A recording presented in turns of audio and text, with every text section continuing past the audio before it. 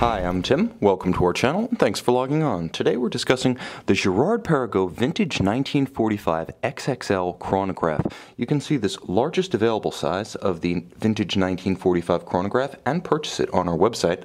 Subscribe to our YouTube channel if you enjoy these videos, and please click on the card in the upper right-hand corner of the screen at any time during this video to see our full sales listing for this watch with additional accessories included in the sale, high-resolution images, and naturally complete pricing information for this manufacturer caliber Girard-Perregaux. Now, this is an interesting take on the vintage 1945 because the premise of the line, of course, is homage to Girard-Perregaux's non-round vintage watches of the 1940s, but at the same time, it is very much contemporary in its size, fit, finish, and specification. On my wrist, 6 1/3 inches, 16 centimeters in circumference, you can see that the case truly is large. XXL, it lives up to its name. 52.5 millimeters from lug to lug. Perhaps it's not forbiddingly large across the wrist. It's not a 55, 56, 57 millimeter span.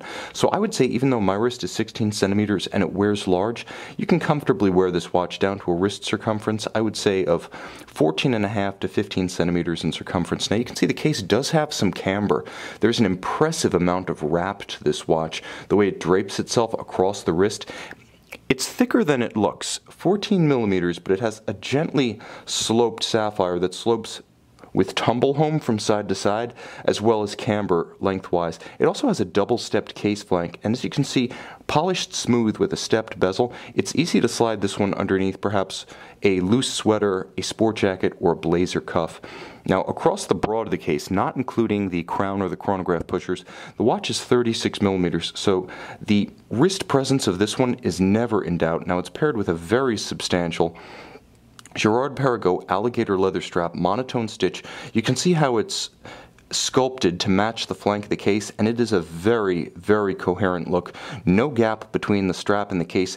The look of integration, a almost bracelet, all of one piece, half of leather, half of steel, is very handsome. And you'll note that the strap itself does thin out considerably as it moves away from the sculpted and bolstered portion, so it can be pulled quite tight around a smaller wrist. This one's not going to fight you much. It doesn't have much of that flair that can make conforming end-piece straps unwearable on smaller wrists. This one's actually quite cooperative. Now, it's paired with a very high-grade Girard-Perregaux polished single-fold deployant clasp.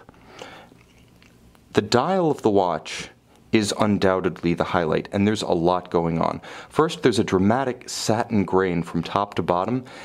Also, a very traditional railroad-style rectilinear minutes and seconds track outboard. We may as well start up the chronograph for a little bit of visual enjoyment.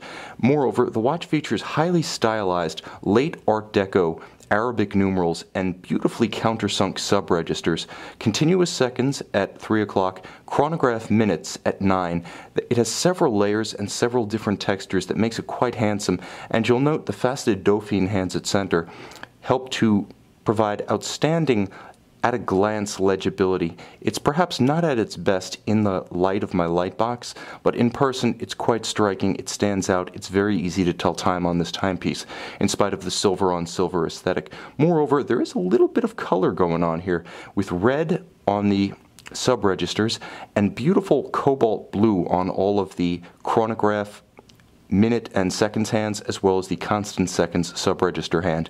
A handsome watch, beautifully made, powered by a Girard-Perregaux manufacturer caliber. Now, what you're looking at in this one is the 47-jewel unidirectional winding automatic 46-hour power reserve chronograph 3300-0058. Now, you can see it's decorated with generous linear Côte de Genève across the bridges, circular Côte de Genève on the winding mass, and a tight and even perlage around the plate.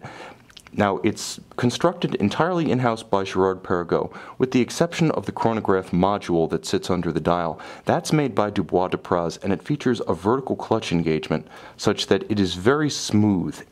Engaging, it doesn't jump. Stopping, it doesn't stagger. It resets precisely to the index at 12. And again, because of the vertical clutch architecture, you can simply leave it running with no additional hazard to the caliber, as you would find in the case of the other kind of chronograph clutch, a lateral clutch. This one's vertical, smoother in operation and engagement, and also no additional wear and tear on the watch by leaving it running. This is a timepiece that's handsome, vintage inspired, but very much of our time. Its size, its proportions, its wrist presence, and yes, its specifications, fit, and finish speak to modern sensibilities while paying a nod of deference to the past. You can see and you can purchase it on our website.